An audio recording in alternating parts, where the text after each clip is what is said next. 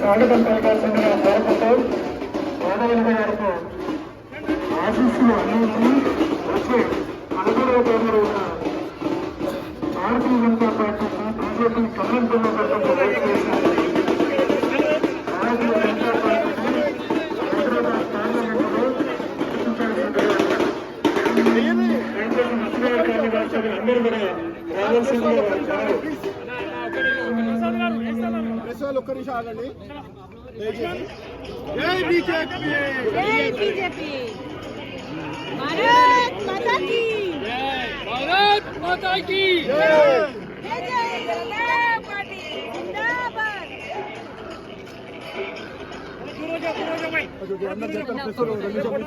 దయచేసి ముస్లిం కాలనీ వాస్తవులు అందరూ కూడా ముందుకు వచ్చి మేడం గారిని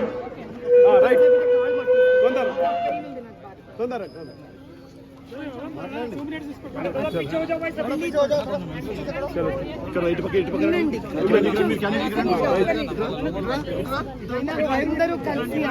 ఒకటే సార్ మేడం, మీ పర్యటనలో మేము స్త్రీలు అధికంగా బయటకు వచ్చి చాలా రెస్పాన్సిబుల్ ఫీల్ అవుతుందండి. ఎప్పుడు ఇంత రెస్పాన్స్ చూడలేదు. దీనికి మెయిన్ కారణం ఏంటంటే ఎక్కువగా స్త్రీమూర్తులు బయటకు రావాలి. అంటే ఒక స్త్రీ ఏ స్థాయికి ధైర్యం తెచ్చుకొని అధర్మాన్ని వినాశనం చేయడానికి ముందు రాగలదో అని ఒక ఉదాహరణగా చెప్పినప్పుడు ప్రతి స్త్రీ లోపల ఉన్న శక్తి జాగృతమవుతుంది. ఆ శక్తి జాగృతమైనప్పుడు వాళ్ళకు తెలుస్తుంది, ఓహో మేము కూడా ఈవిడంత ధైర్యంగా ముందుకొస్తే ఇంత చెయ్యగలమా అనే ఒక అంచనా తెలిసినప్పుడు స్త్రీలందరూ బయటకు వచ్చేస్తారు.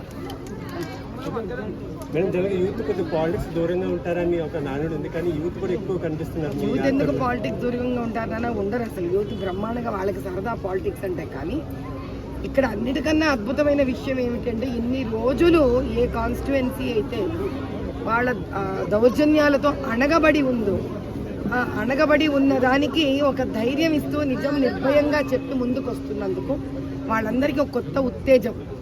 అంటే ఇంక అయిపోయింది, మేము ఎవరికి భయపడక్కర్లేదు, మేము ఏ అన్యాయానికి మోసపోనక్కర్లేదు అనే ఒక ధైర్యంతో కూడిన స్ఫూర్తి ఉంది చూసారా. అది అందుకే ఒక యువతనే వచ్చింది. మీరు చూస్తుంటే పెద్ద వయసున్న వాళ్ళు కూడా చకాచకాల పరిగెత్తుతూ నడుస్తున్నారు. వాళ్ళు అన్ని వయసుల వాళ్ళల్లోనూ ఒక ధైర్యము, ఒక స్ఫూర్తి, ఒక ఉత్సాహం వచ్చింది. ఏకత్పుర మలక్పేటలో బీజేపీకి పట్టుకుంది, అది గెలవలేకపోతున్నారు. వాళ్ళు పైగా ప్రత్యేకించి ఇది మీరు ఎంతకు తెలుసో నాకు తెలియదు, కానీ కొన్ని బూతులలో అయితే స్త్రీలు వెళితే అక్కడ వాళ్ళు అసభ్యకరమైన మాటలు తిడుతూ నిలబడుతుంటారు కూడా. అక్కడ అది వినలేక రిటర్న్ వచ్చేసిన కొన్ని పోలింగ్ బూతులలో కూడా స్త్రీలు ఉన్నారు. సో ఇవన్నీ మాకు తెలియవు అనుకోవడం వాళ్ళ మూర్ఖత్వం. ఈసారి అలా అన్యాయం ఏ పోలింగ్ బూత్లో ఏ స్త్రీకి, ఏ హిందువుకి, ఏ ముస్లింకి జరగకుండా మేము చూసుకుంటాం. కాబట్టి ఖచ్చితంగా 100% కంప్లీట్ పోలింగ్ బీజేపీ కమలం గుర్తుకు జరుగుతుంది. నేను మొన్న యాకత్పూర్ అంతా తిరిగాను ఆయన. మలక్పేటలో ఇంకా కాస్త తిరగాలి. కానీ ఎక్కడ ఇది ఒక మలక్పేట, యాకత్పురానా, చదరాయన్గుట్టానా, గోషామేళ, కార్వానా అని కాదు, చాలా చోట్ల ముస్లింలు చాలా అద్భుతంగా స్పందిస్తున్నారు. కానీ నేను ఎక్కడెక్కడైతే తిరిగి వస్తున్నానో అక్కడక్కడ వెళ్ళి మళ్ళీ ఎంఐఎం కార్యకర్తలు వెళ్ళి వాళ్ళని భయపెట్టించి బెదిరించి రిటర్న్ వస్తున్నారు. ఇంకో యూపీ లాగా తయారవుతోంది. కానీ మేము దీన్ని ఊరుకోము. అలా చేసిన వాళ్ళు ఏమీ సాధించలేరు. చివరికి వాళ్ళ గొయ్యిలో వాళ్లే పడతారనేది చరిత్ర చెప్పిన విషయం. తెలుసుకోవడం ఏంటయ్యా, సమస్యల్లో నుంచి నేనే నడుస్తున్నాను. ఇక్కడ ఈరోజు పొద్దున్న తిరిగాను, నేను కట్టవాన్ని తిరిగాను, అన్నీ తిరిగాను. ఆ బురద గుంటలు, ఆ చెత్త, ఆ చెదారం, ఆ భయంకరమైన ఏం జాతి ఈగలో అవి, డ్రైనేజ్ ఓవర్ఫ్లోయింగ్, మంచినీళ్ళలో డ్రైనేజ్ కలిసిపోవడం, నీళ్లు 4 రోజుల వరకు రాకపోవడం. ఏదో కాస్త ఇలా మన సైదాబాద్ కాలనీ లాంటి కొన్ని స్థలాలలో మాత్రమే కాస్త విశాలంగా ఉన్నాయి తప్పిస్తే. ఎందుకని ఇవి మళ్ళీ మీకు వేరే డిస్ట్రిక్ట్కి టచ్ అవుతూ తెలుస్తోంది. కాబట్టి ఇక్కడి నుంచి ఇంకో రకంగా మీకు చేంజ్ ఉంటుంది. ఇంటీరియర్స్ ఆఫ్ ఓల్డ్ సిటీ వెళితే మాత్రం భయంకరం, అదొక శాపం. అక్కడ ఉన్నవాళ్ళు నిజంగా మహానుభావులను దండం పెట్టారు. మీ ప్రచారం రెట్టింపోతుందా, ఇంకా ఎలా అవుతుంది? ఎంత రెట్టింపు అవుతుందంటే అప్పుడు నేను ఇలా మీకు నిలబడి ఇంటర్వ్యూ కూడా ఇవ్వలేనేమో, అంత రెట్టింపు అయిపోతుంది.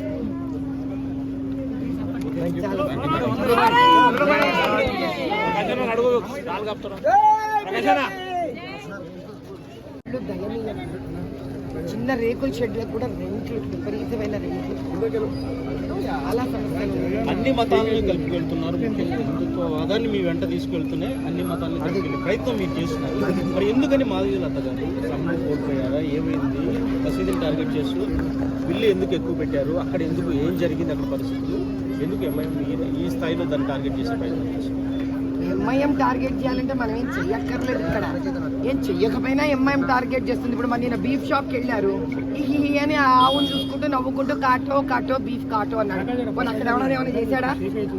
ఏమీ చేయక్కర్లేదు వాళ్ళకి. నేను శ్రీరామనవమి సందర్భంగా రామబాణం ఏదైతే మనకు రాముడిది ఒకటే మాట, ఒకటే ఆయన సహధర్మచారిని, ఒకటే భార్య, ఒకటే బాణం. మనకి ఒకవేళ ఆంజనేయ స్వామి అంటే కథ ఎట్లా ముఖ్యం, రాముడు అదే అది నేను చూపిలో మీరు ఒక్కసారి ఎవరైతే మస్జిద్ని చూపించాడో, నేను బాణం వేసేటప్పుడు ఆ ఫ్రేమ్ లో మస్జిద్ ఉందా? మస్జిద్ లేదు. మీరు మళ్ళీ దాన్ని చేసి చూడండి, ఆ ఫ్రేమ్ లో మస్జిద్ లేదు. బాణం వేసిన తర్వాత దాన్ని మస్జిద్ వైపు ఇలా తిప్పుకున్నాడు. ఇంకా దీనికి ఎంత దూరం అన్నా తిప్పుతాడు, తిప్పేవాడు. అది ఎదురు చూస్తున్నాడు కదా మరి అసదుద్దీన్. ఏమి చేత కావట్లేదు. చెప్తాను, ఏమి చేతగాని కోడలు ఏదో అత్తగారి ఇట్లా తోడుకోడలు నవ్విందని చెప్పి ఏడ్చిందంట కూర్చొని. కాబట్టి ఇప్పుడు అసదుద్దీన్ ఏమి చేయలేని పరిస్థితి. అత్త తిట్టినందుకు కాదు, సారీ తోడుకోడలు నవ్వినందుకంటే ఏడుపు. అట్లా అసదుద్దీన్ పరిస్థితి ఏమైంది ఏం మాట్లాడుతున్నాడు? ఎందుకు చెప్పండి మీరు, చివరికి ఏం మాట్లాడుతున్నాడు? ఓ డెవలప్మెంట్ మాట్లాడుతున్నాడా? ఓ స్కూలు, హిందూ దేవాలయాలపై మేము విల్లు ఎక్కువ పెడితే మీరు ఊరుకుంటారా? కావాలని ఎందుకు టార్గెట్ చేస్తున్నారు మాధవీలత? ఎలక్షన్ కమిషన్ ఏం చేస్తుంది, కళ్ళు మూసుకుందా అని చెప్పి కూడా ఆయన ప్రశ్నిస్తున్నారు. అంటే ఇదంతా ఎందుకు జరుగుతుంది అంటారు? మరి ఎందుకు జరగడం ఏంటి? ఎవడు మాట్లాడాడు? భాగ్యలక్ష్మీదేవిని ఒక దిష్టి అన్నాడు చార్మినార్. అక్కడ ఏం జరిగిందంటే, నేను ఎక్కడెక్కడైతే ముస్లిం ఏరియాలకు వెళ్ళి మాట్లాడుతున్నానో నా వెనక ఎంఐఎం వాళ్ళు వచ్చి బెదిరిస్తున్నారు వాళ్ళని. నా వెనక ఎంఐఎం వాళ్ళు వచ్చి ఆ ముస్లిం ఇళ్లలో స్త్రీలను వాళ్ళను బెదిరిస్తున్నారు వీళ్ళు. మీరు మళ్ళీ ఆ వీడియోని కూడా చెక్ చేయండి. నేను వెళ్ళిన తక్షణ ఆవిడ నీట్ గా మాట్లాడుతుంది. ఇలా నేను ప్యాంప్లెట్ చూపించగానే ఎవరో కెమెరా ఆమె వైపు ప్యాన్ చేయగానే భయపడిపోయిందా? మీరు సీరియస్ అయ్యారు అక్కడ ఎవరి మీద? ఎందుకు మరి పాప ఆవిడ స్త్రీ భయపడుతుంటే వచ్చి ఫోటో తీసుకోమంటామయ్యా? సభ్యత ఏంటయ్యా? ఎదుటివాడికి ఎలాగో సభ్యత లేదు, మనకి ఏడు తెచ్చిందే. ఇక్కడ ఆడ కూతురు భయపడుతోంది. అక్కడ ఏమో మళ్ళీ ఏ ప్రాణాంతకానికి వస్తుందో. మనం ఇలా ఓటుడిగా ఇలా వెళ్తాం, వీళ్ళు వచ్చి ఏం చేస్తారేమో ఎలా తెలుసు మనకి? అంత భయపడుతున్నారా? మీతో చెప్పారా? అరే మళ్ళీ చెప్పడం అంటే ఏంటయ్యా? ఆవిడ విధిలించుకొని తిరుగుతుంటే నేను నచ్చ చెప్పి మాట్లాడుతున్నాను కదా ఆవిడతోటి. అమ్మా వద్దమ్మా ప్లీజ్, వీడియో మాత్రం వద్దమ్మా అని ఇలా తిరిగేస్తోంది ఆవిడ. అప్పుడే నాకు చెప్పాను, ఆగు, తీయకు నువ్వు. ఆవిడ కష్టపడుతుంది, అక్కడ ఇబ్బంది పడుతుంది. స్త్రీలకు వాడుకుంటే బాధలు వాడుకుంటే తీయకూడదు అని నేను అదే గట్టిగా చెప్తున్నాను. ఆ కెమెరామెన్ ఎవరికో నచ్చినట్టుగా లేదు, అందుకే దాని ఇష్టం అని చూడు వైరల్ చేస్తాను. టార్గెట్ చేసి కల్పిత వీడియోలు, అదే విధంగా కల్పితంగా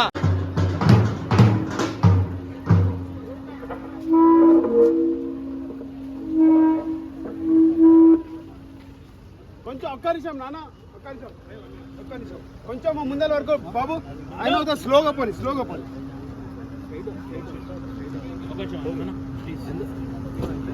ప్లీజ్ బై సాబ్ స్లో పోనీ అమ్మా, స్లోగా పోనీ.